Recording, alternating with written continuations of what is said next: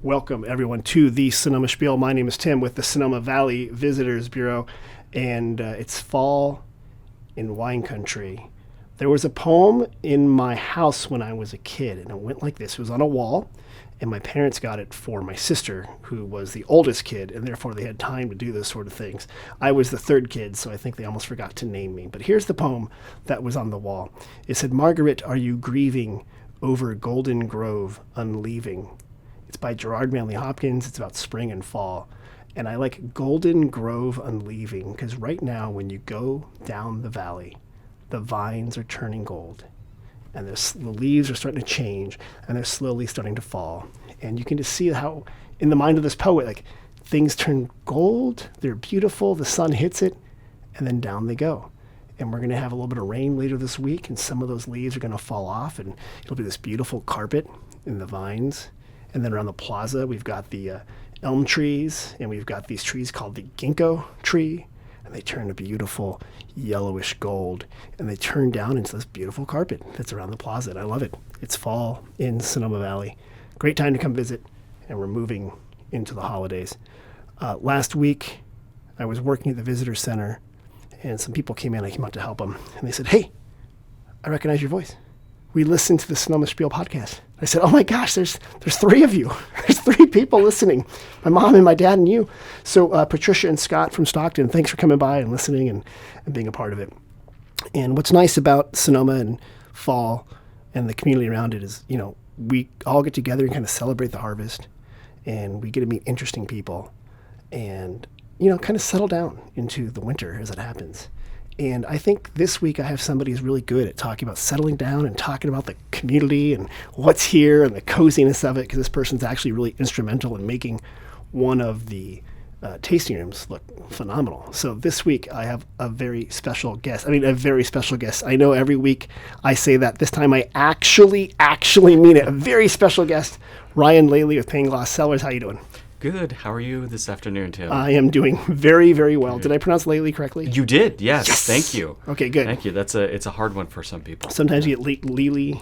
Oh, I have had so many variations of the last name. Absolutely. Which is weird because it's like 4 letters. Correct. 2 of which are the same. Correct. Right. But okay, so yeah, that's what works. Ryan, you're with Pangloss Cellars. Yes. Right on the Sonoma Plaza. Yes. Like if you go out the visitor center and take a right, I recommend you guys every day I'm working. Just go right down to Pangloss. Tell me a bit about Pangloss Cellars. Where is it? How do people get there? What do you guys do? Absolutely. So we are a tasting lounge, and as you've mentioned, right on the historic plaza. Mm-hmm. So when you're sitting in the lounge, you are overlooking the plaza itself. Right. We are on the corner of First Street East and East Napa. It's a large rock building that was built in 1902. Oh. And we've been in that space for 7 years now. Okay. And prior to me coming on board, I've been with the company for 6 years.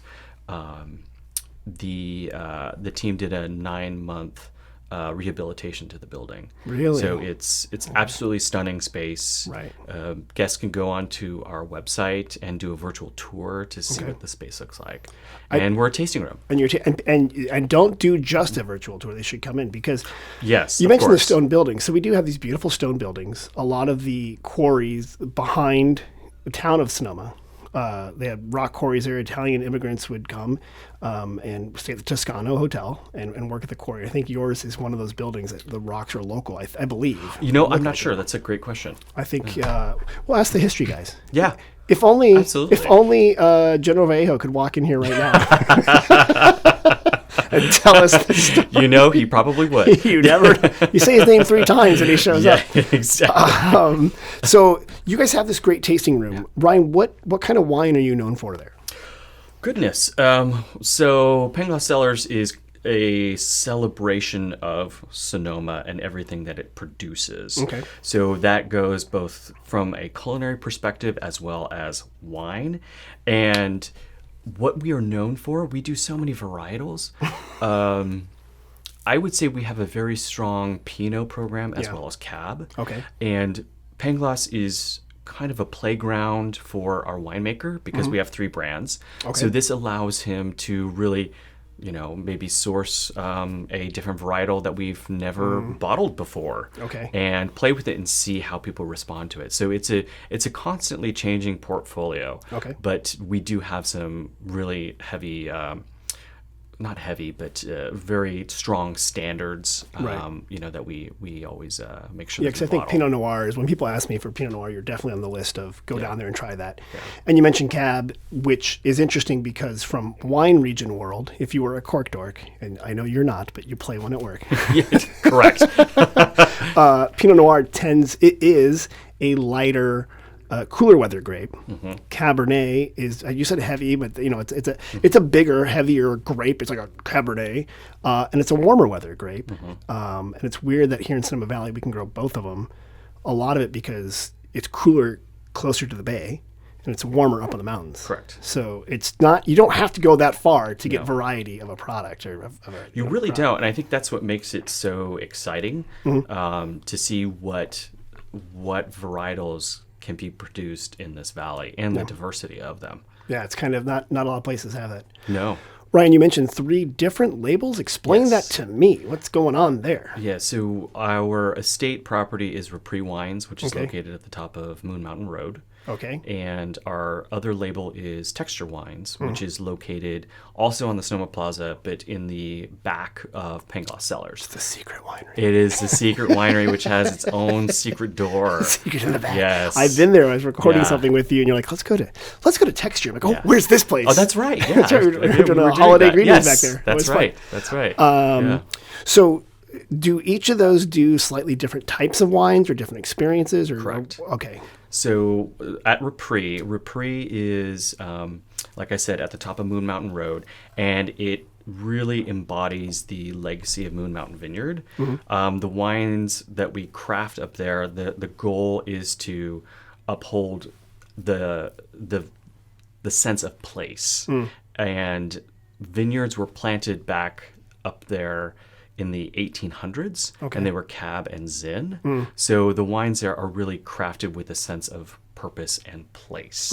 So it's really to highlight the distinct characteristics and terroir of the mountain itself. And then Moon Mountain, I think if you leave the town of Sonoma heading north towards Santa Rosa, about a third of the way up the valley, you take a very sharp right. Yes. And you take a lot of boom, boom, boom, boom, boom. It's up 7 there. minutes from the bottom of the hill to the gate. Really? Yeah, 7 minutes. Is the mailbox up there, or is the mailbox down at the bottom? The mailbox is actually kind of in the middle. Okay. Yeah. Poor mail carrier. Yeah, where the mail carrier can easily turn around. Exactly. Yeah. Because I've done that. Yeah, I've gone up there. Yeah. And the Moon Mountain area is a small, windy road.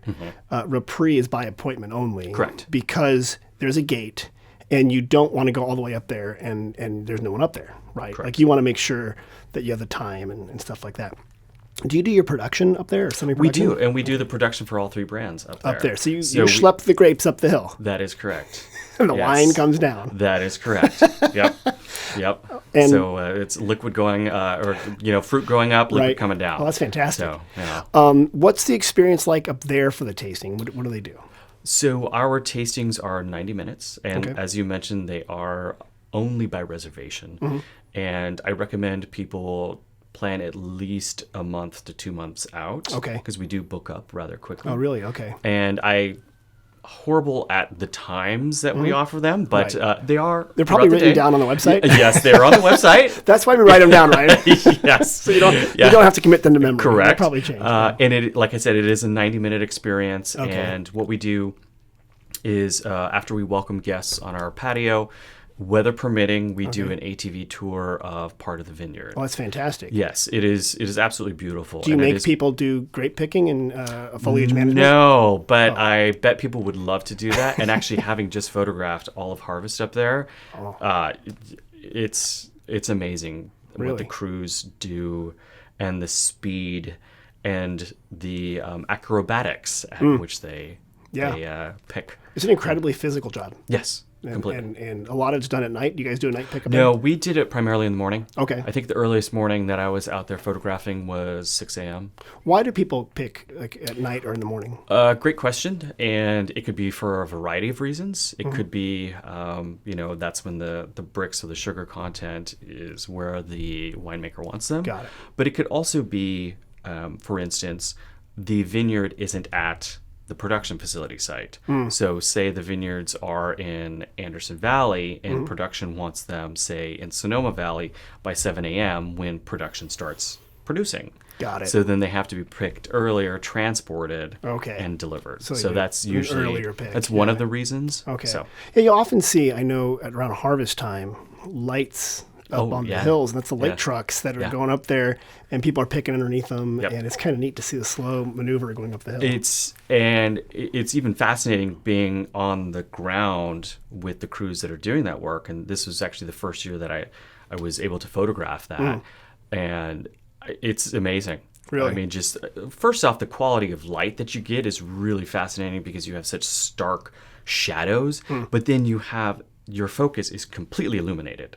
So you have this block of light where this person is working, so it just makes for such fascinating imagery. It's almost like the Renaissance, the dark paintings, Yeah, and then very much so. everything's focusing on this one set of grapes or apples or something. Yeah. Ryan, you mentioned photography. Is that something that you do for fun, or is that your job? Or what? It is my job. You're a photographer. Technically my job title is creative director. Okay. And what I do is I work with the marketing team on email campaigns. Okay. And doing the photography for said email campaigns. Got it. Okay. As well as basically maintaining the visual integrity of all of the brands and the properties. Okay. So if we create a new experience and we need, say, china, napkins, cutlery, I do all the sourcing for that. Or if we need new furniture or, rolling out stuff like that. So you're like interior design / set design kind of feel Correct. there. Yeah. And you do that. Okay, so we're going to come back to that in a second. Okay. Okay, so Repris, tasting experience, up on the mountain, Yes. ATV tour. ATV tour, and then we bring guests back to the winery proper, and we tour the production facility, which is right there, obviously. Okay. And then we do a walking tour of our 18,000 square foot natural rock caves. Oh. So this isn't like a spray-crete situation. It's literally the caves were dug out of the living rock. Interesting. And I believe it was like a 3-year process. Oh, wow. And they're stunning. And so all 3 brands are barreled and housed up there. Up there, So in you these walk huge they're the caves. caves. Oh, they're 18,000 square feet. It's they're amazing. awesome. Yeah. Yeah, I was there. You guys were doing an experience there, and the reason why they're in caves keep things cool. Correct. So I think you had these funny like blanket things that people could put on, or like these furry things. And, Yep. I love it. It was beautiful. You had lights on and stuff like that. And it was very pretty. It's quite a dramatic entry too. I mean, because you're just walking right underground, and then after that portion, it's a seated portion with the remainder of the wines. Okay. And paired with cheese and charcuterie. Oh, good. So, Okay. like I said, it's a 90-minute experience. Okay. And all in, I believe it's about 5 wines. Okay. Yeah. So that's a planned, specific Correct. event. And then what I've noticed is down at Pangloss, even though you can make reservations, you also will take in some walk-ins, I believe. Yes. So it's a slightly different experience. Yeah, yes, it is. It is also a 90-minute experience. It is focused as well. But since Pangloss Cellars is a tasting lounge and not on an estate property, it is the room itself that you're enjoying your experience in. So there's no vineyards. We get that question a lot. But there's really? a beautiful view of the historic Sonoma Plaza. Right. So And the visitor center. and the visitor In center. the historic Carnegie Library. Yes, Okay, thank exactly. So Pangloss has a couple different tasting options. Okay. And it's also 5 wines. And you can do an add-on of cheese and charcuterie or even a caviar board.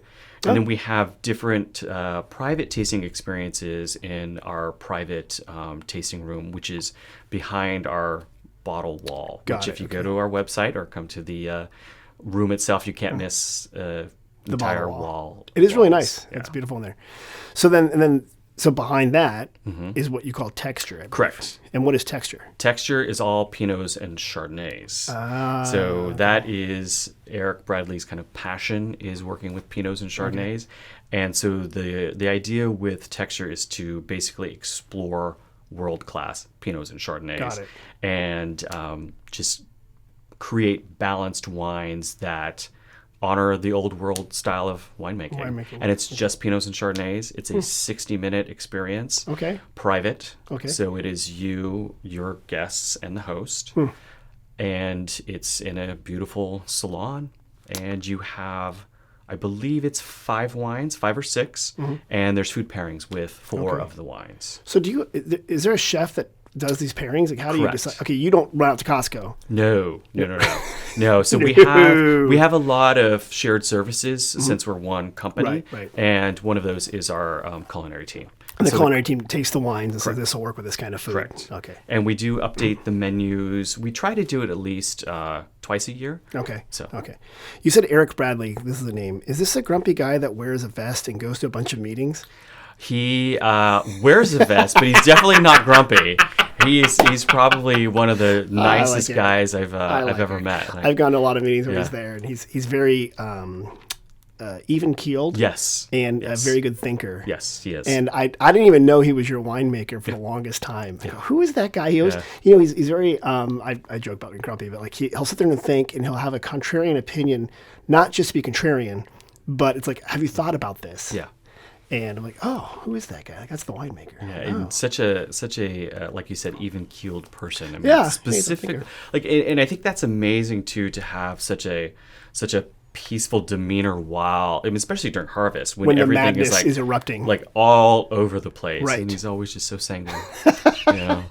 I'm sure he probably disagreed with me, but no, at least on the maybe inside he's is raging, like, oh my god, I can't believe the Pinot's coming in. Yeah. This is a hard harvest this year, so I can imagine.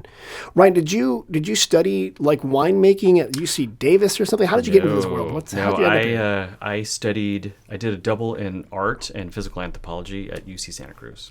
Go banana slugs. Yes. Okay. Yes, one of the most bizarre mascots. Yeah. And yet, fun. How many mascots can you lick and get a numb tongue? Right? Think about that. Exactly. Like, which is so apropos for Santa Cruz. Exactly, it is. It's up there in the woods. Yeah, it makes sense. And it's a beautiful campus up there. It is.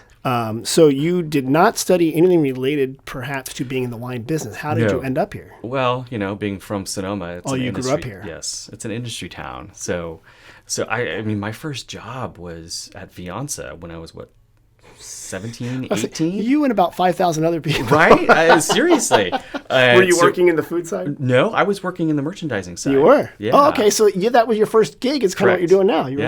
So down there in the south part of Sonoma Valley. Yeah. Okay. So I worked for Vianza for a couple years, and then went to university and got into photojournalism. Okay. And worked as a photojournalist for a number of years. Did you go at college? Did you work on the college newspaper kind of thing? Or no, I did not. Okay. I worked for Good Times, which is basically a tabloid newspaper similar to the Bohemian up here. Oh, okay. So it's one of those weekly tabloids. So fun. I worked with them for a number of years. Okay, good. And then moved back to Sonoma. And I got a job for the Sonoma Valley Sun. Okay. Being their photo editor for a number of years. Which we should put, for the listeners who don't know, that Sonoma Valley is a small valley, but has like 3 different printed publications, possibly more. And at the time, Sonoma Valley Sun, I think, was a twice a week or 3 times a week. It wasn't. Gosh. Oh, you're stressing me out. But so like the Index Tribune. Yeah, let's see. The Sun and El Sol de Sonoma, and then there was a quarterly magazine as well. Okay. I think the Sun was just one day a week. Oh, okay. And then the magazine, Sonoma Magazine, which has since been eaten up by Sonoma Media Investments, which owns the Santa Rosa, the Press Democrat, and the Index Tribune and stuff like that. But so you were here doing the local newspaper stuff. Yes. Doing photojournalism. Correct. And did you do like photography and stuff in high school? Like, were you like an artsy kid? You were a theater kid or something like that? No, I did photography. Really? Yeah, I did photography and, was trained in the darkroom, which I thoroughly miss. And even when I was in university, it was still darkroom. Yeah. I think they had a couple classes on how to use Photoshop. This is in college. And I took a couple. Right. You're like, oh, that'll never take off. Yeah, it's like I use it every day. Yeah. Now you're doing it's nonstop. So you're doing a lot of photography and a lot of stuff, but it sounds like you also have the eye for I mean, I want to say look, I wear the same clothes every day. If people notice, It's your superhero outfit. It's my superhero outfit. But you're very stylish. And you've got a whole look going here and stuff like that. So Ryan, you're good at that. How did you learn? Was that part of school, or just you taught yourself that? Because you design the tasting room and stuff. I did not design the tasting room. You did? Okay. That was before my time. Okay. And the designer, her name is Tanya Belushi. Okay. An amazing designer. I believe she's up in the Portland area now. But what I do is I make sure any changes that happen fit with the original aesthetic. What it looks like, right? Because I wouldn't do that. I would go on the free Facebook page. And there's an end table that's free, right? And hey, if it worked, I mean, I wouldn't care. It's an end table. It's free. Yeah. Where did you work before Pangloss? Did you work for any other wineries? Or I did, yeah. Okay. So I worked for Francis Ford Coppola Presents. He's a big YouTuber, right? Yeah, I think so. Yeah. Or TikTok. Yeah, okay. Some people have heard of him. So I worked for the company that oversaw all the brands. Okay. And I was one of four or five people that worked for the visual department. And we did basically what I do at Pangloss Cellars now is we maintain the visual integrity of all the Coppola's properties. Okay. We worked with the hospitality side of the business when any changes were taking place. We also worked with the family on any sort of design projects they needed for any of their places. Because he had a whole, okay, so up here in Sonoma County, he took Chateau Souverain, that he took? Correct. An older winery that was sort of, it was a place you go visit. A lot of weddings and stuff happened up there. And he did this crazy thing. He dug out a swimming pool twice because the first time didn't work. Yes. Then he lit up the top of this crazy pyramid skylight thing. And the neighbors up there, up by Geyserville, it's going to ruin everything. But he made this destination winery experience as a restaurant. Yes.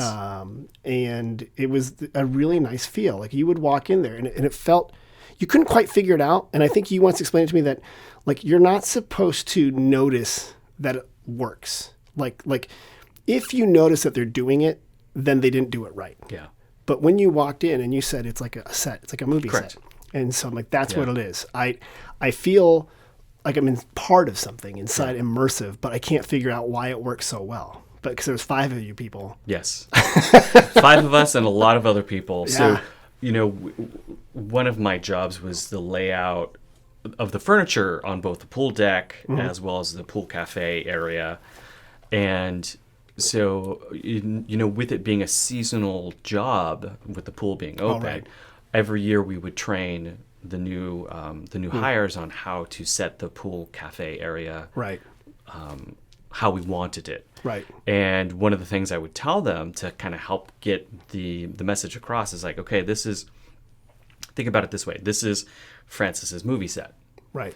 And so everything needs to be set how the movie is to unfold. It felt like it was based. Daily basis. Was it based off of a movie? That setup? No, because it felt like I was in I don't know, some 1960s throwback, cool Americana swimming pool in a resort in the Adirondacks. I think that is kind of the gist of what he was going for. I mean, I know the property itself, his design was really influenced by Tivoli Gardens. Okay. I myself have never been there. Okay. He didn't fly you out to Denmark or whatever? Is that Copenhagen or something? No. Yeah. Okay. I think Francis. it's Denmark, yeah. But that was one of the inspirations for it. So. Did he ever ask you for advice on movies or photography? No. Huh. He did not. He didn't take you aside, Ryan, I'm working on this thing here. No, I also noticed anybody that's worked for him always calls him Francis. And is that how he introduces himself to people? Yeah. Okay. Yeah. Francis wants this, and you guys would do it. Not that you should ever leave Sonoma Valley, but last week we were talking about Sonoma County. If people do go up to that winery, they do have a lot of film set things from Dracula, Tucker, the man in his dream, the car. Yes. Which was filmed here in Sonoma. Okay. And yeah, you know this stuff. You're good with this stuff. There's a whole bunch of neat stuff from his film career there. A couple Academy Awards. The All Godfather desk, I believe. Yes, all of that's up there. There's a ton of film memorabilia. That's kind of up there and up there. Okay, so then you left there because he didn't listen to your story ideas. And you're like, I'm out of here, Frank. I'm gone. No, I was tired of driving an hour one direction for 6 years. That's a schlep, isn't it? It was a long every day. commute. That was pre-work from home. Yeah, it was a long commute. So you found the job here closer to town. Actually, there was an interim job where I worked for a small event design company based in Napa. Oh, okay. And so while I was with Coppola, one of the things that our department would do is we would design and install all of the company-sponsored events. So private events we wouldn't handle per se, but if it was a company like release party for club members, our company holiday party, that sort of thing, that's when we would come in and design everything. So that really piqued my interest because as an art student, I also did a lot of installation art, which translates to basically like window displays or doing, production design and installation. So you must be really good at like designing the Thanksgiving table and stuff like that. I do my mother's every year. Do you really? Yes. Does she call you up? Yes, she does. Really? Yeah, absolutely. And actually, my sister and her family and my brother-in-law live over on the east side of Sonoma. Okay. And I, for years, decorated the front of their house for Halloween. You would do that? Correct.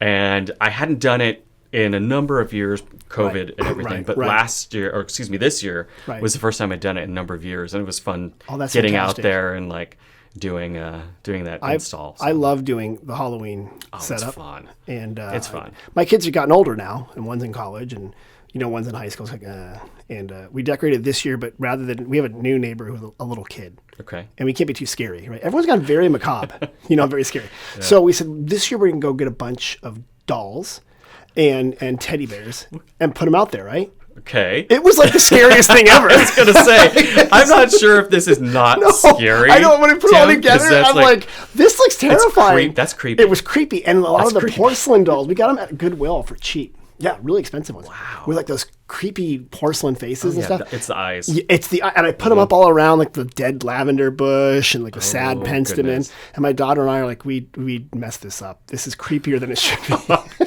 Okay, you're gonna have to show me photos. I know. Of that. I really want to. I was thinking next year I'll hire you to help me out and scope it out.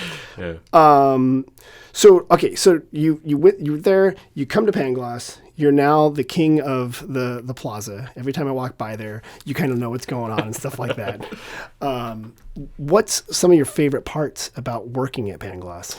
Or for people, or when people come in, what are some of the favorite things you like to tell them about? Well, my favorite part is it's a great company to work for. I mean, like only 3 people listen to this podcast. They're not going to hear this. but you don't need to kiss butt. Right? Well, it's honest. I mean, it's the honest to God truth. Like, but Francis does listen to this. Good. Yeah. Hi, Francis.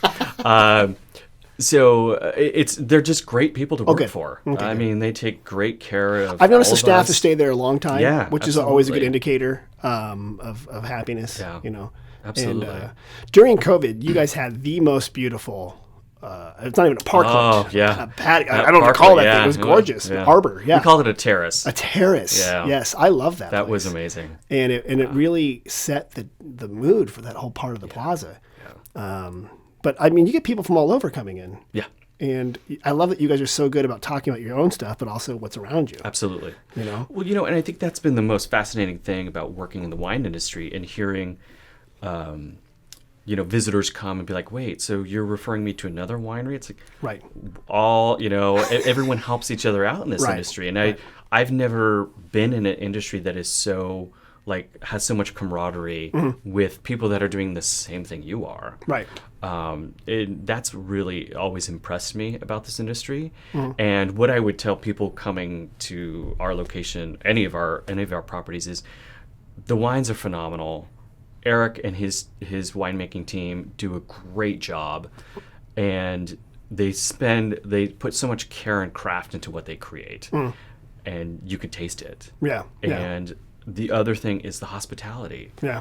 We are a hospitality industry. We want our guests to leave there and be like, feel like they're part of the family first off, but also have such a high touch experience that they want to tell everyone and they want to come back. Your tasting room isn't it's modern, but also like retro, and I don't know the style because I don't know these words. Some people would call it rustic. Rustic, okay, yes. But they have very comfortable couches. Yes.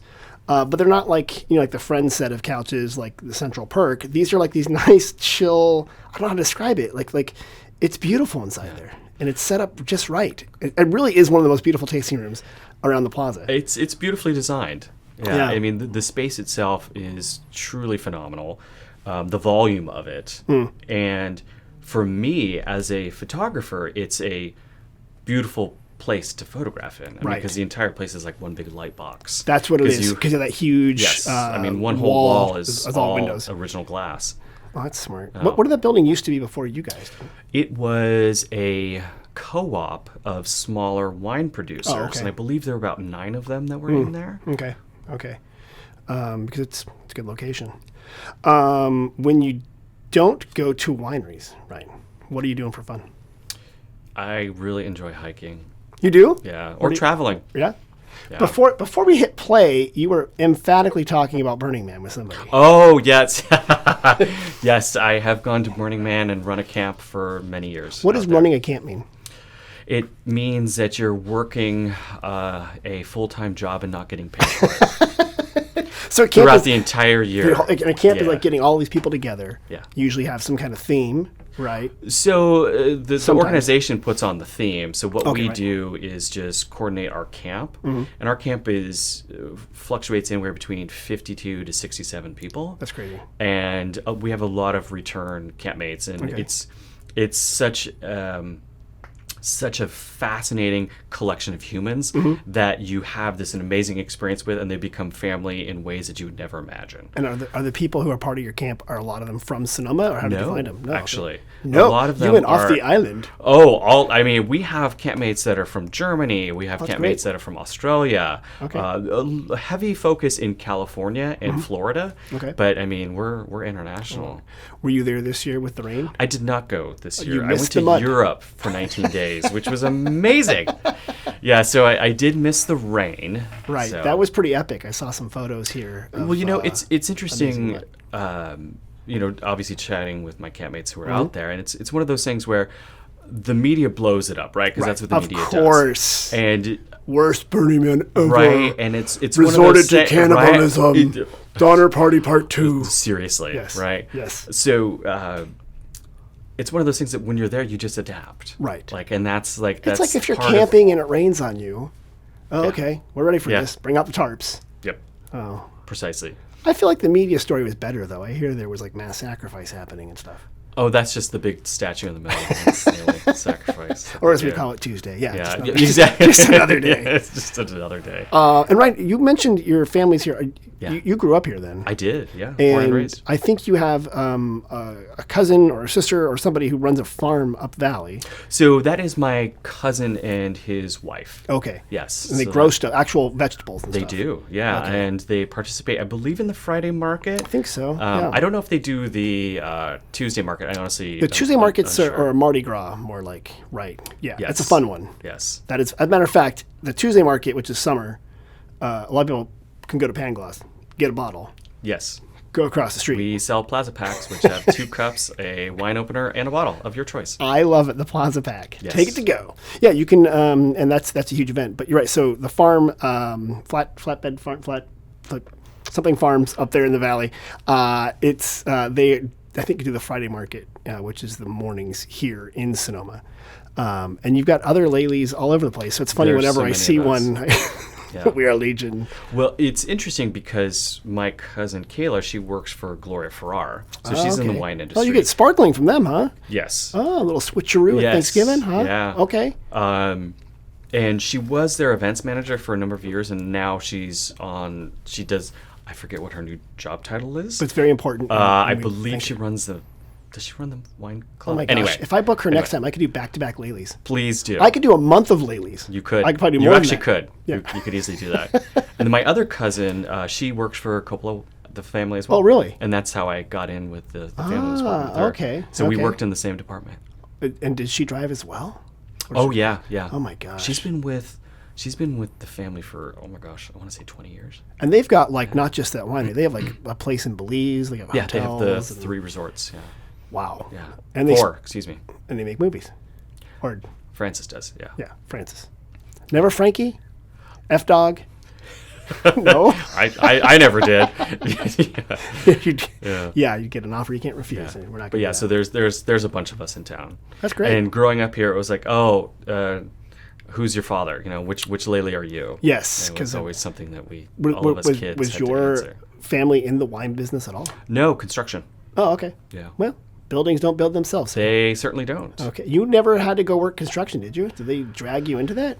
You know, my father's a very astute man, and he could tell right away that I was not into Ryan? that. You should take some photos of what I just finished.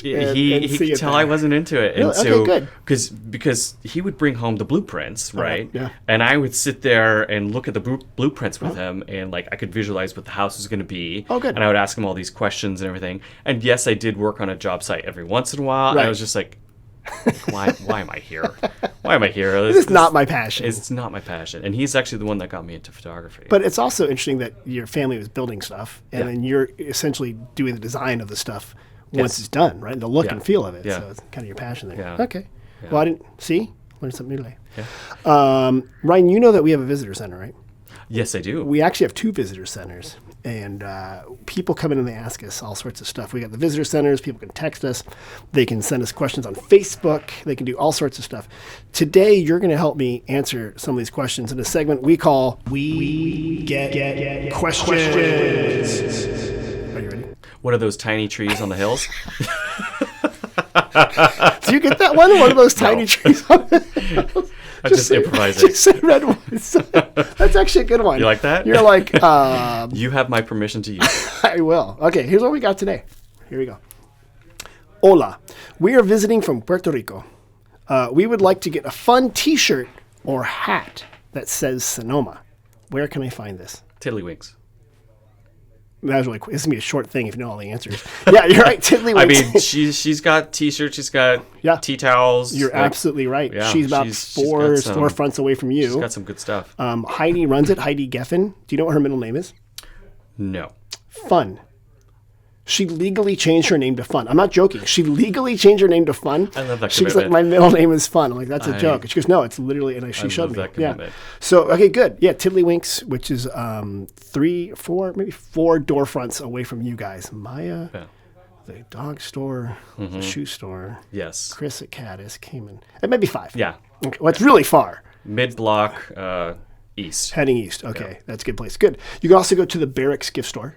That's good. Oh, yeah, absolutely. Actually, a really good gift shop in the Barracks, which is a white building on the north side of the plaza. So You know who else might be good is the museum, because I know they have a gift shop. They have and a then great Hello gift Sonoma, shop. You know which what? is right across the street that from that. Ryan, you went on that one. Yeah. Not only do you not know the names of the small trees on the hill, but no. The Sonoma Valley Museum of Art has a great gift shop, and Hello Sonoma, you're right, across from Broadway, they have really neat stuff. Yeah, good. I'm gonna get you. Okay, Trying. ready? Yes. Here's another one. We have a whole lot of people coming for Thanksgiving. The in-laws, the cousins, the college kids' friends, that one neighbor who is angling for an invitation. And I really need to know, what are the best wines to serve for Thanksgiving? Well, classically it would be a Pinot, Okay.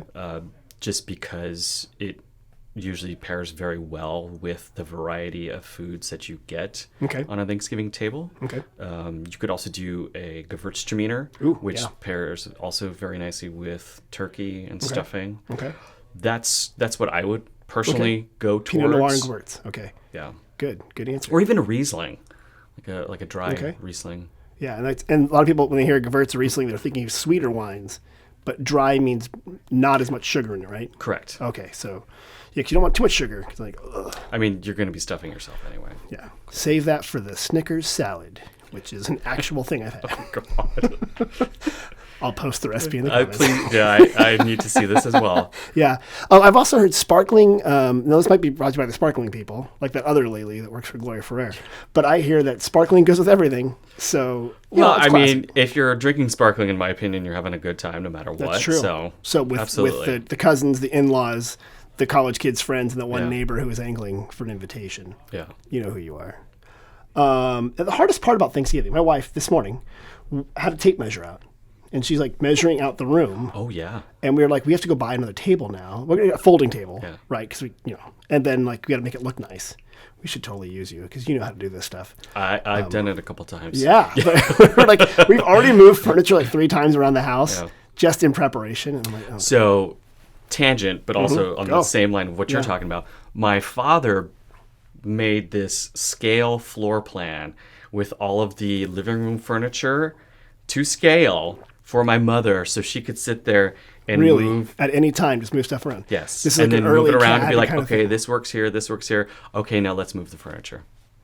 That's genius. It was genius. That was before. Now there's probably like virtual reality Absolutely. apps I mean, and stuff. Google has that. SketchUp, I think it's called. Yeah. So all they're trying to do is actually sell you stuff later. You know that, right? When you move the couch, you're like, he's got a couch. We should sell him another couch. Now we know what Ryan has in his house. Upload this photo. Yeah, exactly. Got it here. Okay, here's another one. I got this one just before I got here. Okay. This is a classic question. We just got here from Minnesota. Any recommendations on what to do today? Oh, goodness. Well, you could try a tasting room on the plaza. I like that idea. That would be a good one. I'd recommend Pangloss Cellars. Let's see, what time is it now? Our next seating is at 4 o'clock. Reservations are highly recommended. However, you can come to the door and see, if we have space. Okay. Walking around the plaza, visiting the shops, taking a hike up Overlook Trail. On a day like this, you probably can't see San Francisco, but it still gives you a beautiful view of Sonoma Valley itself, the southern end, so you can really see what that topography is like. Right. Get a bottle of wine and sit on the patio of your hotel and relax. Smart. That's what I would do. Good.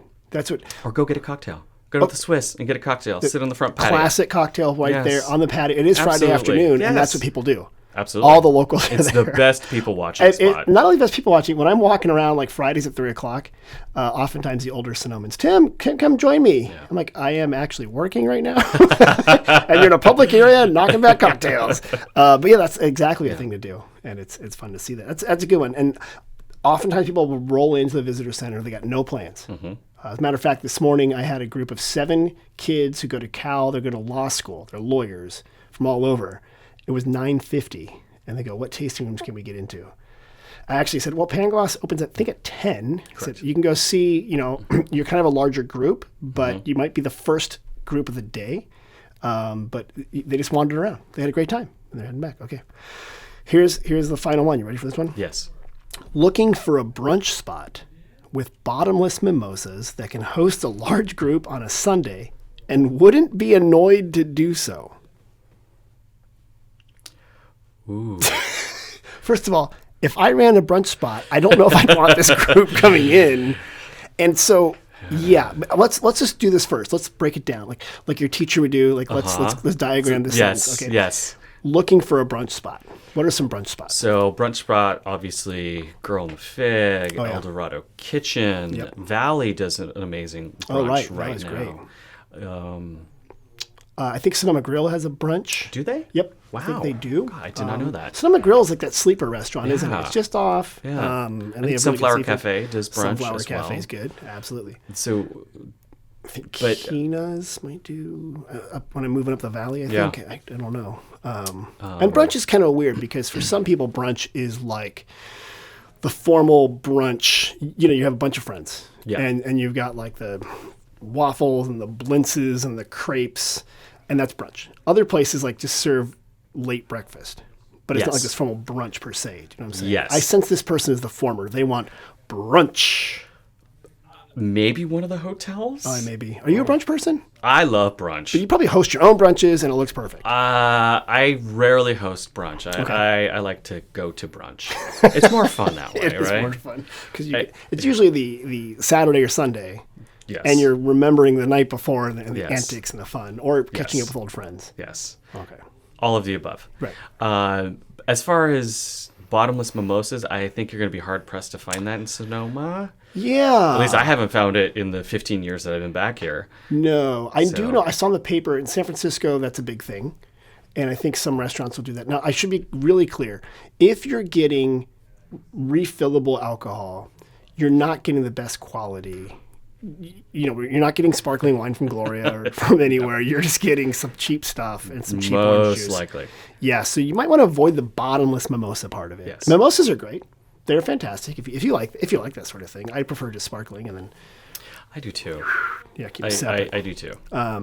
But every restaurant here will probably have champagne or sparkling wine that they can do that, but not bottomless. I did see a place that was charging people for getting sick because they were drinking bottomless mimosas. What? They had this huge Okay. in San Francisco and Oakland. So people were going out there having a little bit too much fun. Wow. Yeah, we don't. We're classy. Oh my god, the fact that you have to charge people. Wow, okay. Yeah. It's like maybe the restaurant should change their policy and cut people off afterwards. You're like, this is your 7th mimosa. I think you've had enough, right? But host a large group. You think you're right there. Sunflower Cafe has a big patio in the back. It does. Depending on what you mean by large group, not like 50 people.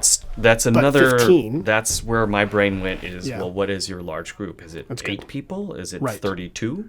Right. So, Are there other multiples of 4 that we're going to go off of? 64? that could be a very large group. That would be exceptionally I love large. it. You've done a good job there. You've answered all the questions, and I do love what are the trees up on the hill. Yeah, what are the tiny trees on the hills? We There's so many of them, and they're all perfectly lined up. We had so many questions. Those are Cabernet, kid. Yeah. Yeah, I do like that. I mentioned this earlier. The guy asking when the redwoods would lose their leaves, and I had that moment like, "Are you joking or are you being serious?" And he was serious. I said, "Oh, they don't lose their leaves. They're evergreen trees." And he said, "What?" And it was like the shock, and it was just something that you take for granted that when someone's new to the area, you have to be ready for it. And I think that's, If I'm not mistaken, now deciduous is when they lose their leaves, right? Correct. Thank you. Just making sure I had my terminology correct. There is a deciduous redwood tree. It's funny you mentioned that because you're not the first person to tell me that. Yes. So there is, but I don't know if they lose it forever. No, it's just for the season, and then it all grows back. It lose forever, but because our redwoods will lose they're not leaves really, I guess they're needles, but it pushes them out, but new ones grow all the time. So you can see an example of the deciduous redwood on 4th Street East, just past Sebastiani Winery. If you keep driving up. For real. Yes. For real. The house that has a stone wall and then the 2 foo dogs, those trees that are planted in a corner like this are the deciduous redwood. Are they native to California, or is this must be like a different? I can't answer that question. Okay, I'm not sure. We'll call the botanical garden and have them tell us. Yeah. Good. Not only did you answer these 4 questions, you also gave me the answer to another question that I didn't know I had, and that's amazing. Thank you, Ryan. You have to go check it out. I will go. I know exactly what you're talking about too, because of the 2 little stone dogs there. I know exactly it. Absolutely.